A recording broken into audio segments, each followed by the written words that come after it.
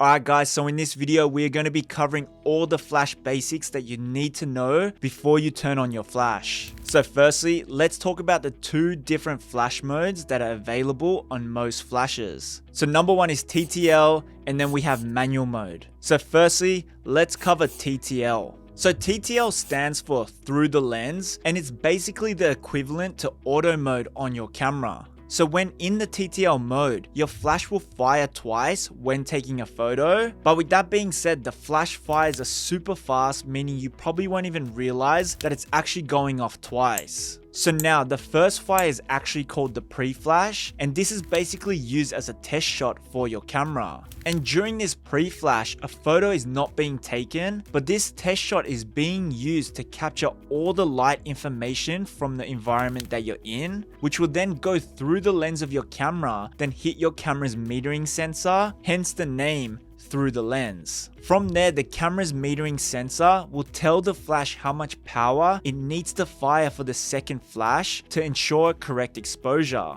So by using the TTL mode, it makes it a lot easier for us because everything is automatic and it takes away a lot of the stress of getting a correct flash exposure in the environment we're in. So some Canon flashes will call this through the lens mode eTTL, and some Nikon flashes will call this iTTL, but they all work in the same way. Now, the manual mode is basically when we are in total control of setting the flash power, and we will need to manually change the settings ourselves. Alright, so now that we have a better understanding about these two flash modes, when would you use one over the other? So the TTL mode is great for beginners that are just starting to use flash, and also when shooting fast-paced events, because this will allow you to focus on capturing as many moments as possible instead of constantly playing around with the flash settings. Also, TTL works great when shooting tighter portrait photos where the lighting is quite consistent throughout the frame. We need to remember, when we set our flash to TTL mode, your camera is metering the whole scene, so if there's a bunch of different things in your frame, and if the lighting is changing throughout the scene, your camera will struggle getting a correct read, which will then lead to an incorrect flash output. Now, with that being said, you will want to use the manual mode when shooting wider shots, because this will give you the freedom to decide what you want exposed. Then you can manually set the flash power for your subject. Also, if you're wanting to keep a consistent look in your photos, you'll want to use the manual mode over the TTL, because when using the TTL mode, every time you take a photo, your camera is re-evaluating the scene and sending new instructions to the flash, which can then cause your photos to differ throughout the shoot. So personally for me, when shooting portraits in a certain area, I like to set my flash to the manual mode and take a few test shots, and once I've nailed the exposure, I can just keep the same settings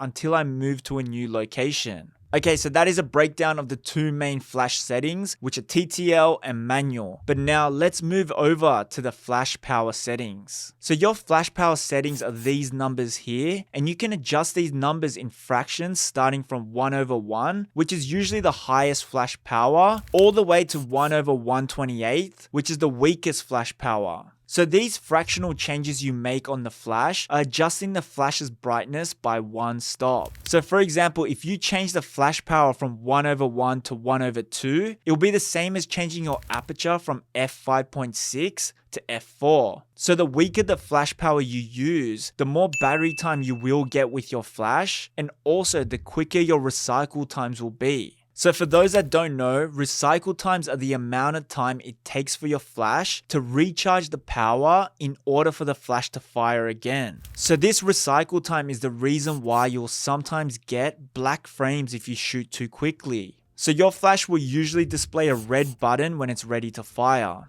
Alright, now the next thing to be aware of is the flash duration. So typically the stronger the flash power you use, the longer the duration of the flash. Now this is important to know when taking photos of subjects that are moving, because if you're using a stronger flash for a subject that's moving quite fast, your photo will probably turn out blurry. So for example, with this shot here, I took this with a flash power of 1/2, and as you can see, the subject is quite blurry. But if we take a look at this shot, I shot this with a flash power of 1/64, and here we can see the subject is nice and sharp. So when shooting moving subjects, if your photos are turning out blurry, just keep in mind the flash duration, and you may need to bring down the power of your flash. Okay, now moving on to the zoom function, which is this number here. And basically what this controls is how wide or how focused the light of your flash will be. So the higher this number is, so let's say 105 millimeters, the more focused the light will be. And the lower the zoom number is, the wider it will be.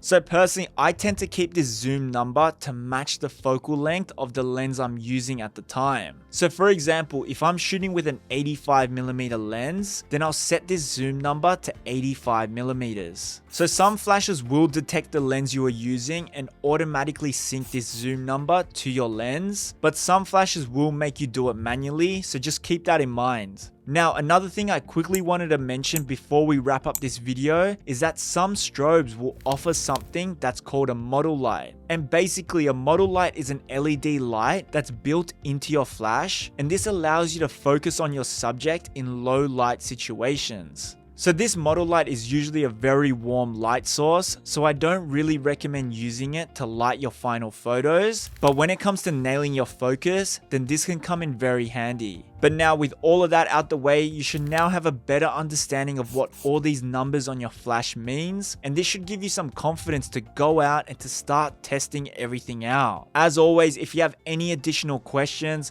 please don't hesitate to contact me, and I'll see you in the next one.